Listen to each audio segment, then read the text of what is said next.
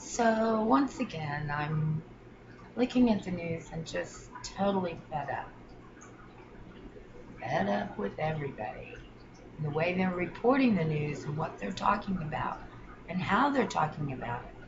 It's all just ridiculous. And I'm thinking about this hashtag walk away movement and what that means and my own sort of walk away moment. Because most of my life, I considered myself to be on the left. But being on the left meant something completely different when I felt that way than it does today. Being on the left was a philosophy and what your values were and what you believed in, and not necessarily political at all. You know, it was what you stood for and how you believed. When it came to government, I didn't believe in the government. When I say I didn't believe in the government, what I mean is it seemed quite obvious to me that politics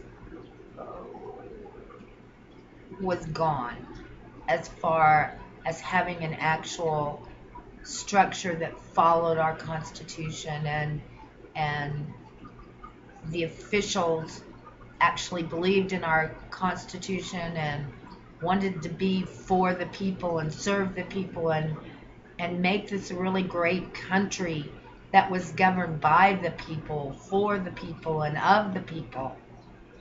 You know, it seemed obvious to me from a very young kid that our government officials, no matter what capacity they were in, weren't doing that. So I was completely non political. But my belief system and my values, I consider to be on the left because, in terms of values, I believed in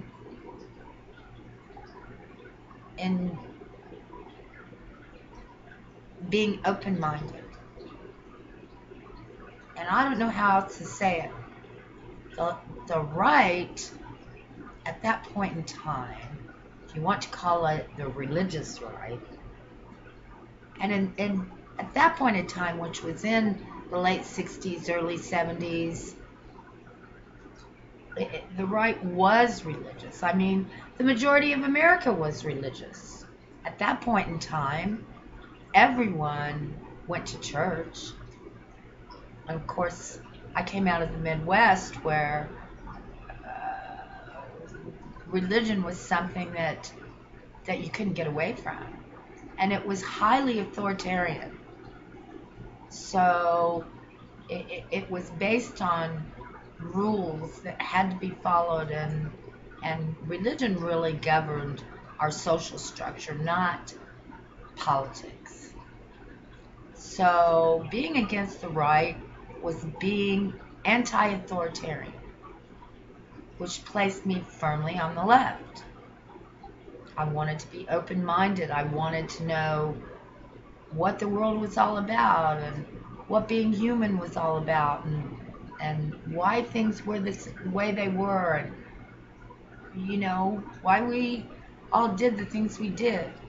And that's what being on the right was about. It was a rejection of rigid, dogmatic, authoritarian structures. But I never believed those kind of structures were in government. It was quite obvious that the government officials were there to line their own pockets. All they wanted was to use the government to make money and to promote the big banks and promote the elite corporations who were stockpiling money and running our financial system so that it kept the people, the body of the American people, down. It suppressed us. So I was anti-government in that sense, that I believed our government had been hijacked, basically, that it just wasn't running properly. And it didn't matter if it was Democrats or Republicans in office, because they were obviously all doing the same thing. They were all passing laws that would line their own pockets, steal from the American people, and make the rich richer. That's what was going on in the late 60s and 70s. And that's not a conspiracy theory. That's pretty much a proven fact. You can go back and look at it and see that's what happened. So I basically, and I knew that the media was in on it. They were obviously, the media in those days were basically just fearmongers that used fear as a way to make us suppress our belief that we could do anything about it. It was all this big fearful world that we couldn't do anything about. We were helpless victims that couldn't change anything. So as far as a democracy was concerned, and the vote being the voice of the people and whatever, that was just nonsense. It was obvious it was nonsense. Our voices weren't heard. Politicians would promise the moon, and then it didn't matter which party they were from. As soon as they got into office, all they did was line their own pockets. Nothing came back to the American people. That's been pretty obvious for a long time. So it seemed like there was just nothing we could do. And that was basically what being on the left was about, was trying to create grassroots movements that could reform our country and take back the power of the people to run our own country the way we saw fit. But as far as the principles that this country was founded on, and our Constitution and our Bill of Rights, no one questioned that. It didn't matter if you were on the left or the right. No one questioned the fact that our government was the government of the people, by the people, and for the people. Being able to keep control of that and keep the people in power was the problem. It wasn't about whether our principles were right or not. Everybody had that solid foundation of individualism and our individual rights, and that the government, the purpose of the founding of this country and how the Constitution was written was to defend the rights of the individual. Period. Our government was never meant to do anything more than that. And everybody knew that. Everybody supported that. Everybody wanted that. It was just about figuring out how to get the officials, once they were elected in, to not become corrupt and use the government as a tool of power to line their own pockets.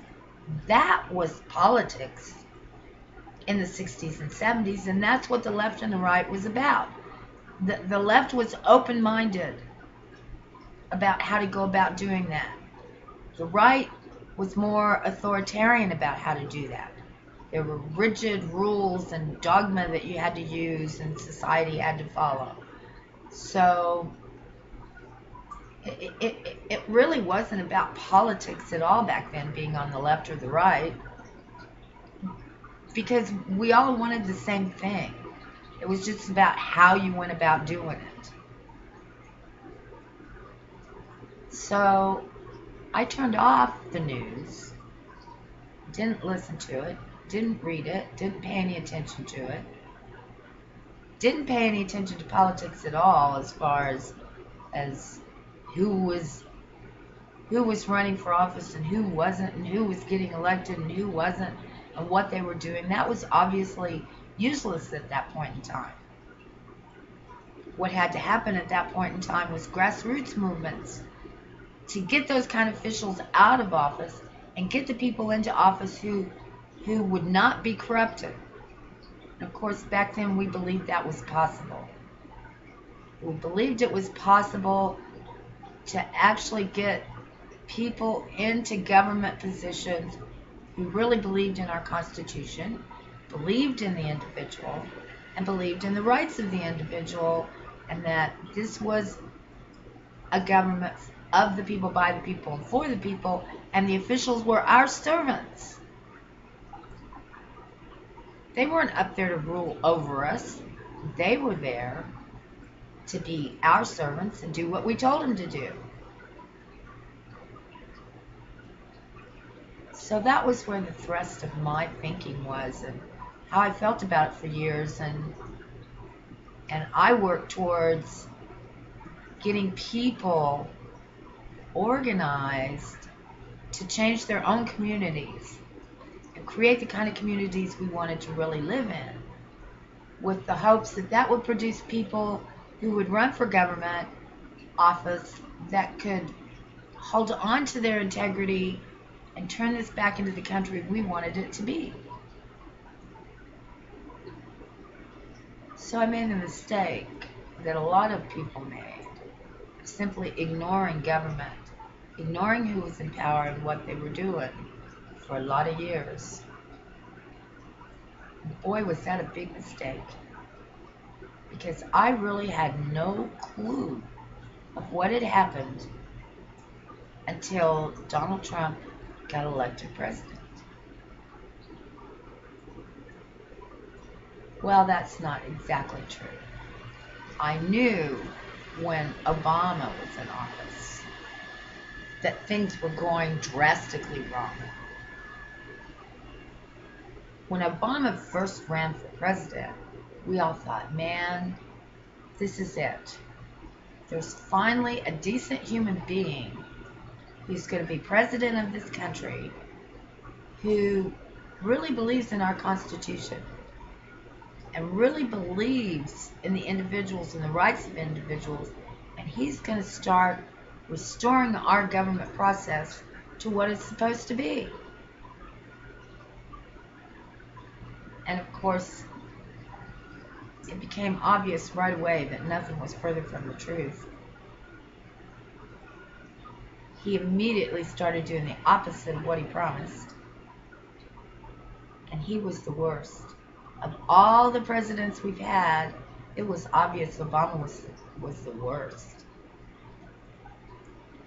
He started selling us down the tubes right away, and that was obvious. So I really gave up on government at that point and just tuned it out. Didn't watch the elections, didn't pay any attention.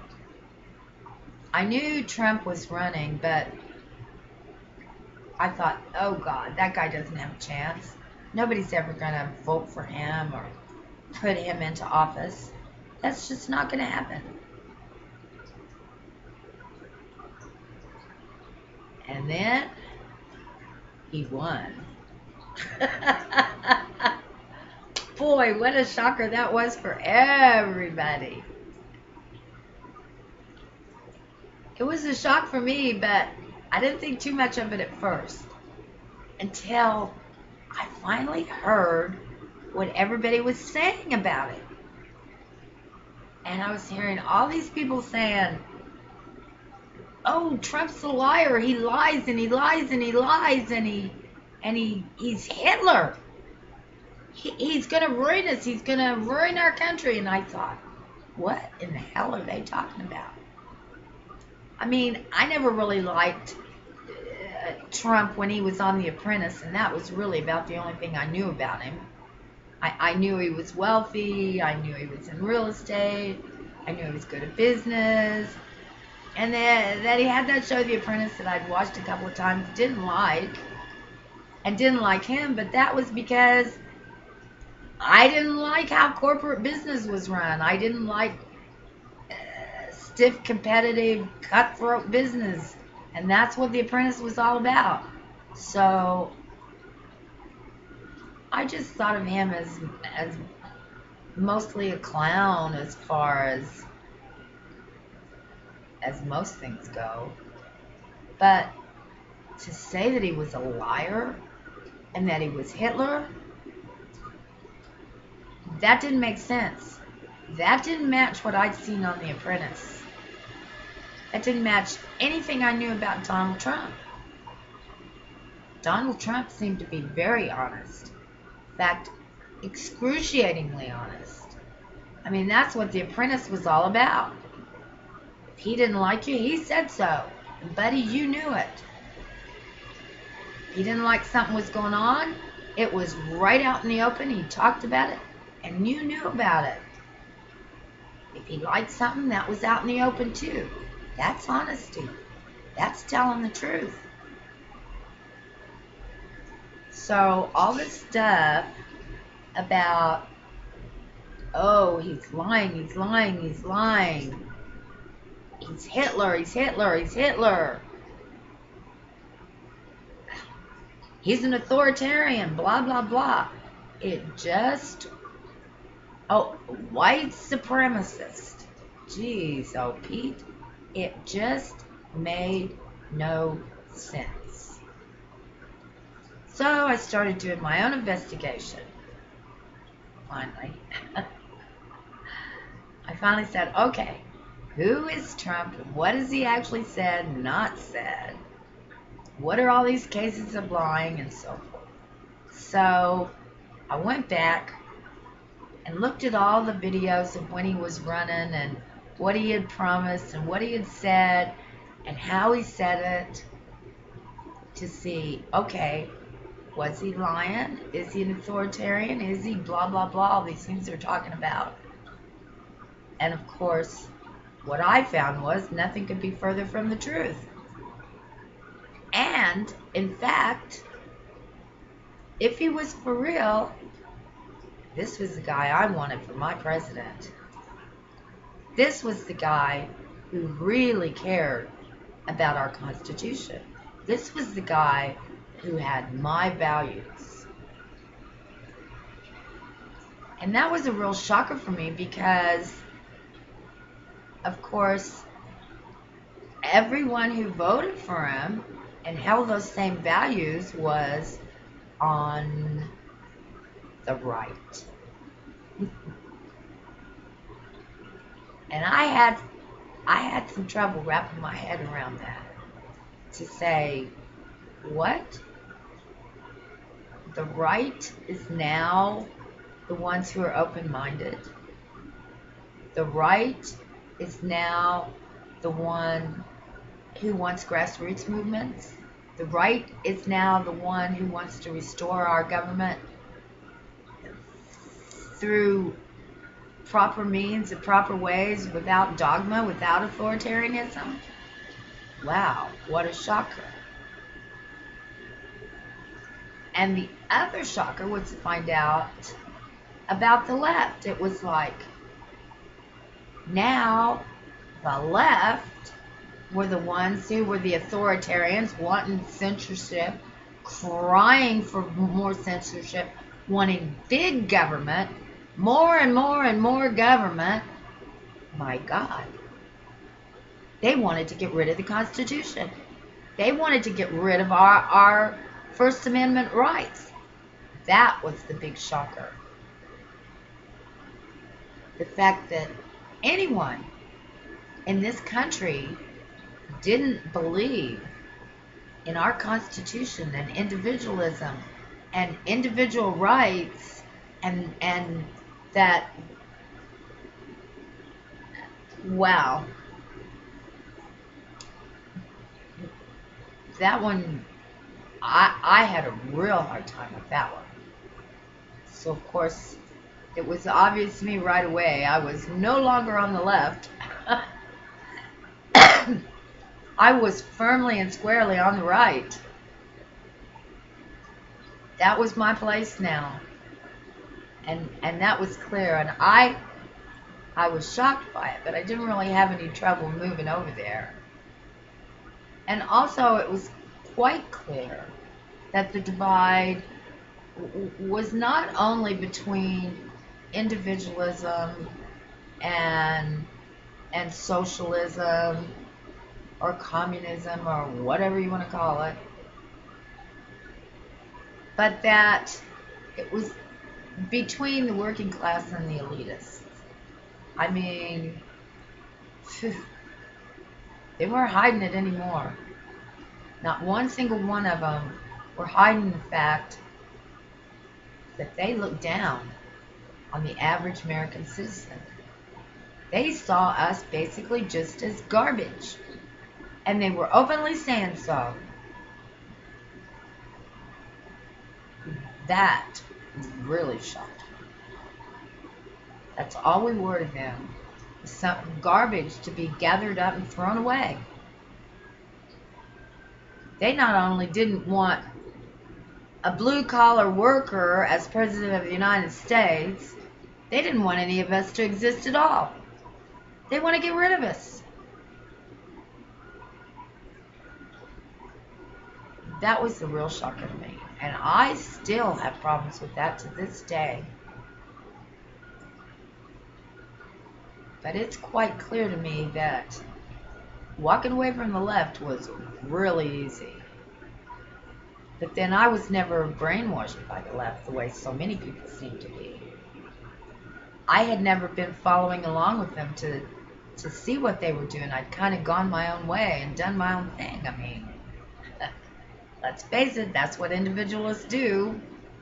And I'm a radical individualist, if nothing else. And that's what the left always stood for, was more like radical individualism. And now, total collectivism. That was a real shocker. Wow. And these young people don't even know what it means to be an individual. They've never even had the opportunity to hear about individualism and learn about it and become an individual. They're so brainwashed by this collectivism crap that they have no idea of what it means to be an American. It's shocking to me. It's really shocking to me. And I'm not really sure what to do about it. At first I thought, man, Trump's going to get in there and he's going to clean house and he's going to get rid of all that garbage that's in our agencies and screwing our world up, and he's going to clean it all up. That's going to be done, and that'll be it. Of course, that was foolish. Once I realized how bad it was and how deep it went and how much Obama had done to ruin this country, it's mind-boggling to me. Just totally and completely mind-boggling. Mind-boggling. How on earth did we let him get away with that? We really went to sleep at the helm. We really went to sleep. We can't blame anyone but ourselves. We let it happen. Thank God for the internet. The internet saved us. The internet gave us a way to come back into power, to say, wait a minute. We have some say-so here, and we have a way to do something about it.